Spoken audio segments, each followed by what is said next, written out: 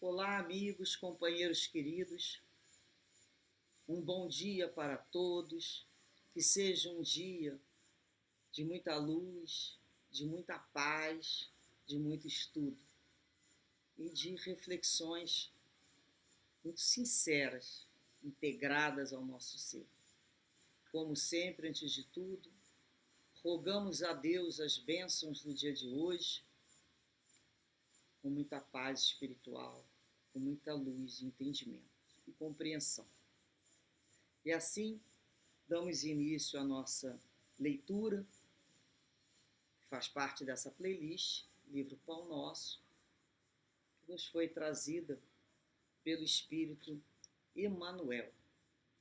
A mensagem de hoje é a mensagem de número 108, que tem como título Oração. Ele nos traz aqui o versículo 2 do capítulo 4 da carta de Paulo aos Colossenses, em que ele diz: perseverai em oração, velando nela com ação de graças. Muitos crentes estimariam movimentar a prece qual se mobiliza uma vassoura ou um martelo. E exigem resultados imediatos por desconhecerem qualquer esforço preparatório. Outros perseveram na oração, mantendo-se todavia angustiados e espantadiços. Desgastam-se e consomem valiosas energias nas aflições injustificáveis. Enxergam somente a maldade e a treva e nunca se dignam a examinar o tenro broto da semente divina ou a possibilidade próxima ou remota do bem. Encarceram-se no lado mau e perdem, por vezes, uma existência inteira sem qualquer propósito de se transferirem para o lado bom. Que probabilidade de êxito se reservará ao necessitado que formula uma solicitação em gritaria, com evidentes sintomas de desequilíbrio? O concessionário sensato de início adiará a solução, aguardando prudente que a serenidade volte ao pedinte. A palavra de Paulo é clara nesse sentido. É indispensável persistir na oração, velando nesse trabalho com ação de graças. E forçoso é reconhecer que louvar não é apenas pronunciar votos brilhantes, é também alegrar-se em pleno combate pela vitória do bem, agradecendo ao Senhor os motivos de sacrifício e sofrimento, buscando as vantagens que a adversidade e o trabalho nos trouxeram ao Espírito. Peçamos a Jesus o dom da paz e da alegria, mas não nos esqueçamos de glorificar-lhe os sublimes desígnios, toda vez que a sua vontade, misericordiosa e justa, entra em choque com os nossos propósitos inferiores. Estejamos convencidos de que oração intempestiva, constituída de pensamentos desesperados e descabidas exigências, destina-se ao chão renovador, qual acontece a flor improdutiva que o vento leva.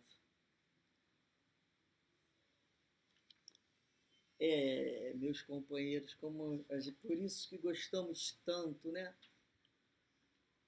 dessas advertências, dessas mensagens, em que Emmanuel traz ali, né, realmente uma conta daquele colar de pérolas para ser examinada, não só ali naquela totalidade, mas no nosso dia a dia.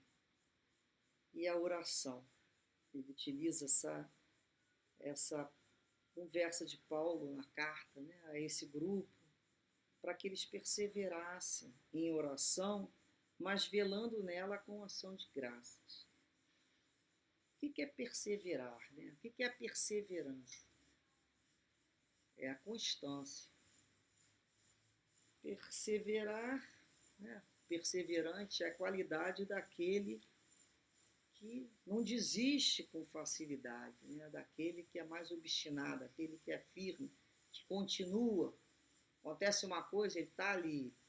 É aquele aluno perseverante. Choveu, ele vai no colégio. Fez muito sol, ele vai lá no colégio. O tempo está nublado, ele vai ao colégio.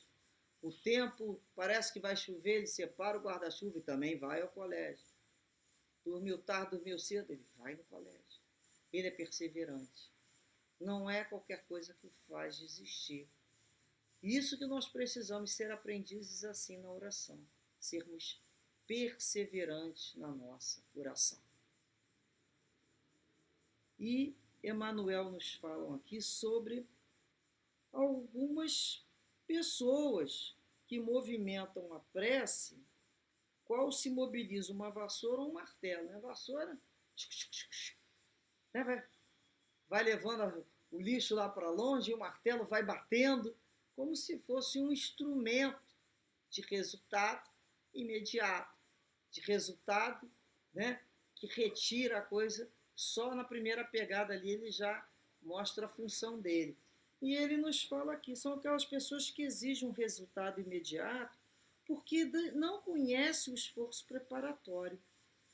E realmente, como se fosse um botão. Liga, desliga, agora eu vou fazer uma prece.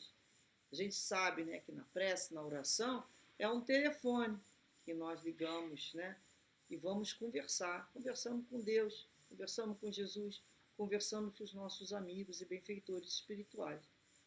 Mas é assim? Nós sabemos que as preces e orações, elas são recolhidas e levadas. Mas são recolhidas em que momento? Em que nível elas chegaram para ser recolhidas? Muitas dessas preces não passam daqui, desse momento aqui. Se for uma prece assim, dessas questões materiais, ficam com os próprios espíritos ligados na crosta. Outras preces são tão doentias, ainda fazem pedidos tão ruins, que nem pode se chamar aquilo de prece, né? Aquela invocação, que vai mesmo descer cada vez mais.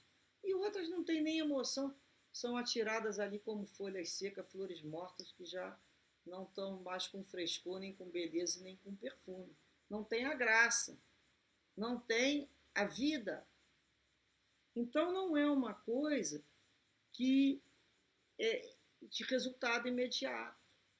Entre o pedir de uma oração e ser atendido, existe um tempo de deferimento ou não.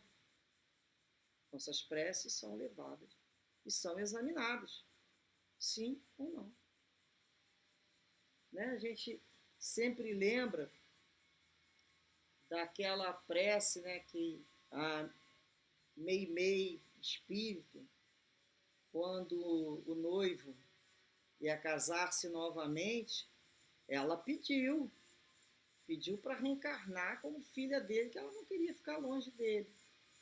E aí chegou ao espírito Emmanuel esse pedido, e ele falou: olha, vou dar prosseguimento ao teu pedido, mas já sai daqui com o primeiro indeferimento, que é o meu, porque você tem uma tarefa na espiritualidade, né? Junto às crianças, a uma colônia, e você quer abandonar tudo por causa de ciúmes. Então ele já avisou, o primeiro deferimento era dele, ao espírito. Então vejamos, isso é amor? Amor.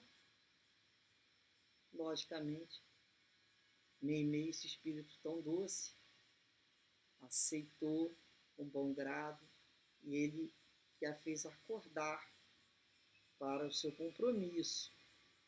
Então, algumas pessoas estimariam ter todos os seus resultados atendidos de imediato. Alguns não são bons. E ele fala aqui, esquecem qualquer esforço preparatório. Não é fácil chegarmos ao nível de uma vibração de atendimento dos nossos guias espirituais. Nós temos que ter uma pacificação temos que perdoar, temos que vencer esses obstáculos que pesam quando a gente quer se elevar numa prece. É isso tudo que pesa. a cabeça presa num lugar, a cabeça com medo, o coração com uma angústia. Como é que a gente vai entrar em prece? Como é que essa prece vai ser elevada? A gente sempre lembra, se você quer passar por um caminho para atingir um determinado lugar e ali está cheio de mato, cheio de fluido, a gente passa a primeira vez, faz o quê? A gente amassa aquele mato. Na segunda vez tem mato? Tem, mas já não tem aquele mato tão alto, tem alto mato menor. A gente passa e diminui o mato. De tanto a gente passar naquele caminho, que antes não era caminho, naquele matagal de fluido, o que a gente construía ali? Um caminho. Um caminho. Esse caminho da prece é construído por nós. Portanto, todos aqueles que têm constância em sua prece, constrói, como Leon Denis nos diz, uma vereda fluida, um caminho de luz, que é mais fácil acessar aquele que tem a constância nesse esforço. Vocês percebem como é importante a constância em determinado esforço, uma conquista? Saber fazer uma prece é uma conquista. É uma virtude, não é qualquer um que sabe. Outros desgastam-se ali e gastam essas energias em aflições injustificáveis. Quem são eles, né? São aqueles que chegam na prece com pensamentos de desespero. Momento de ventania e de sombras, para todos nós existiu e sempre existirá. E nós vamos ter que ter tranquilidade, lembrando que tudo sempre passa. É ter a constância. Então nós vamos lembrar que aquela criatura que tem esse pensamento focado, né, que ele diz aqui, só enxerga a maldade e a treva e não percebem o bem, se encarceram no mal a vida inteira, no lado mal da coisa.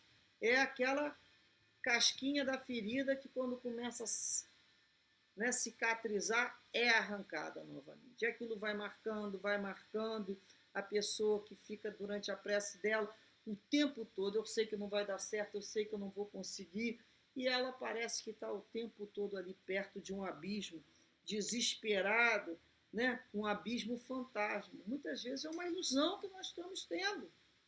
Nós estamos amplificando o medo de determinadas situações, esquecidos que o mal é transitório.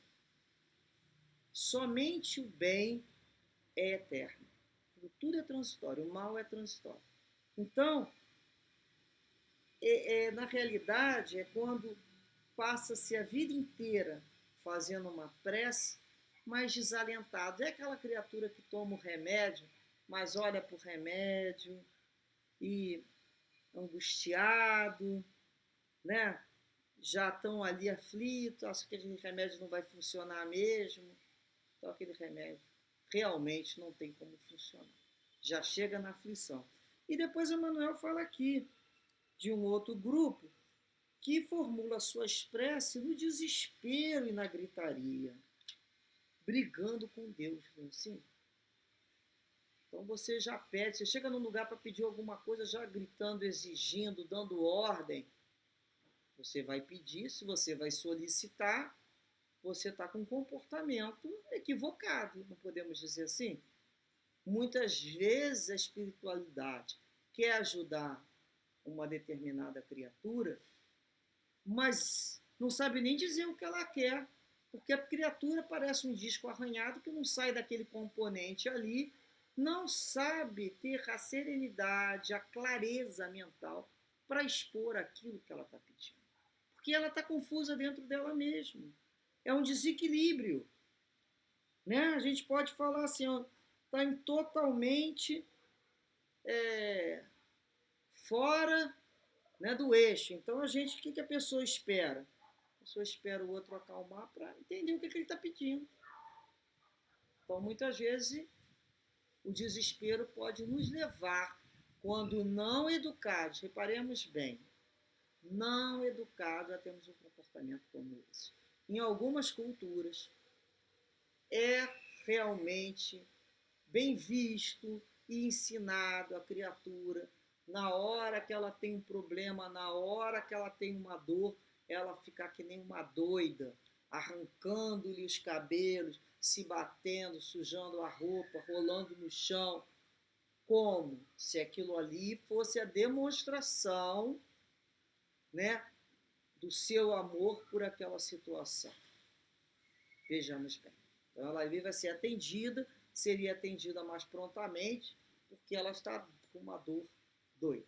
A dor é doída, mas doida é por nossa conta. É questão da disciplina. É quando a gente aprende a se disciplinar diante de uma situação que nos frustra.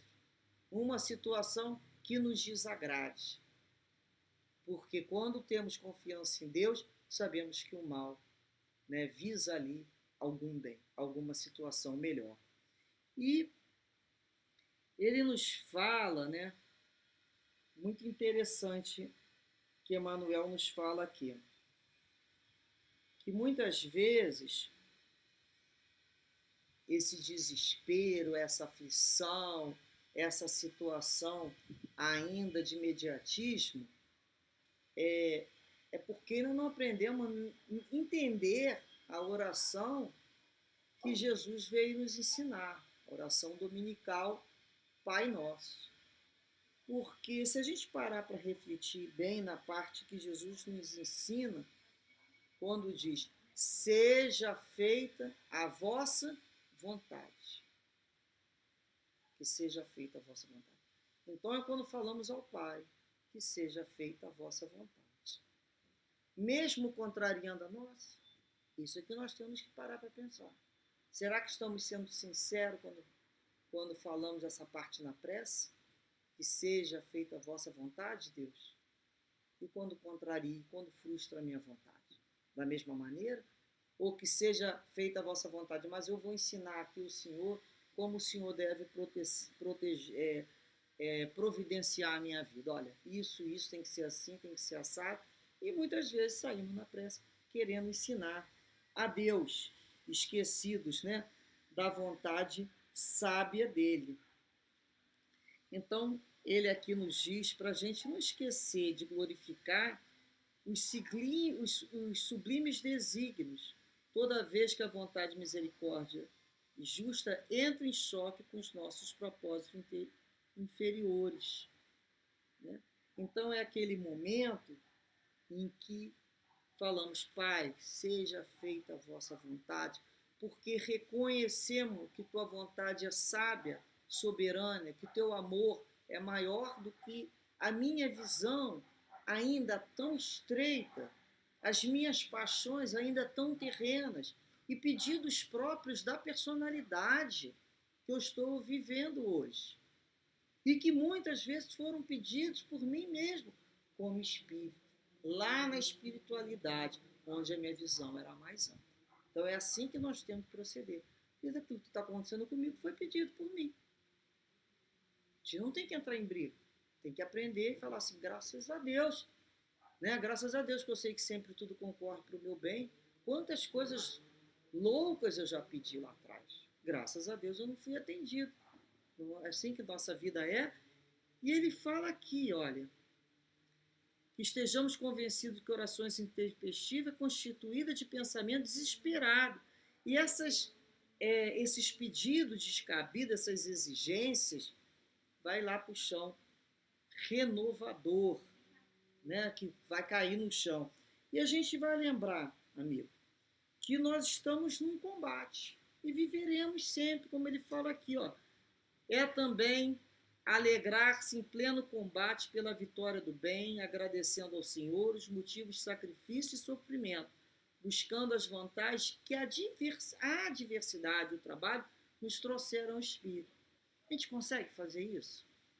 Quando a gente está em prece passando por uma situação difícil? A gente consegue agradecer que nós estamos num combate? Nós podemos já agradecer que estamos conscientes que estamos fazendo esforços, sacrifícios diante de uma adversidade, que aquilo para mim é uma adversidade. É contrário, né, àquilo que eu gostaria que fosse. Mas será que a gente já reparou que é aquilo que nos busca fazer caminhar, que é aquilo que nos vai levar ao encontro, ao desenvolvimento, tanto da área intelectual quanto da área moral? A gente já parou para pensar que num momento desse, de pandemia, que ninguém, né, em sã consciência, gostaria de viver, mas será que a gente consegue já agradecer a Deus e a Jesus pelos frutos que as novas gerações vão colher com o progresso da ciência? A educação está progredindo. Inúmeros professores com mais dificuldade e flexibilidade aceitavam opções diferentes do quadro, a opção de entrar nesse setor de computador. E nós sabemos que as próximas gerações, os alunos vão entender um outro tipo de linguagem. Nós sabemos, né, na área da ciência, na área médica, o quanto isso tudo vai trazer de progresso nas relações sociais. Então, nós podemos perguntar o que nós estamos aprendendo nesse momento, com tanta dor, de uma forma individual e de uma forma coletiva. Individual, nós podemos, a cada semana, pensar: o que eu estou aprendendo com isso? Será que eu vou sair disso mais fortalecida, a minha fé? O que eu estou aprendendo com isso? Será que eu estou aprendendo a ser mais solidário? Será que eu estou aprendendo a pensar no outro, a ter mais empatia? E coletivamente? Qual a síntese do pensamento coletivo? Podemos classificar por estados, por países, continentes, mas na realidade o cômputo geral será o planeta. O que aprendemos disso coletivamente? Então, quando ele fala para nos aprender a ver o quanto crescemos no momento de sofrimento e que nos pouparam séculos de sofrimento naquele aprendizado, eu me lembro sempre de Jó, né? O livro de Jó. E tem um momento que ele fala: Deus me deu, Deus me tirou, louvado seja o nome do Senhor. E dessa maneira, então, companheiro, vamos aprender a louvar a Deus naquilo que Ele nos dá, naquilo que Ele nos tira. Que louvado seja o seu nome sinceramente, porque é um Deus Pai de muito amor e de muita misericórdia. Que Jesus nos envolva em vibrações de muita paz, de serenidade, e nos faça caminhar, nos conduzindo para Deus. Muita paz a todos.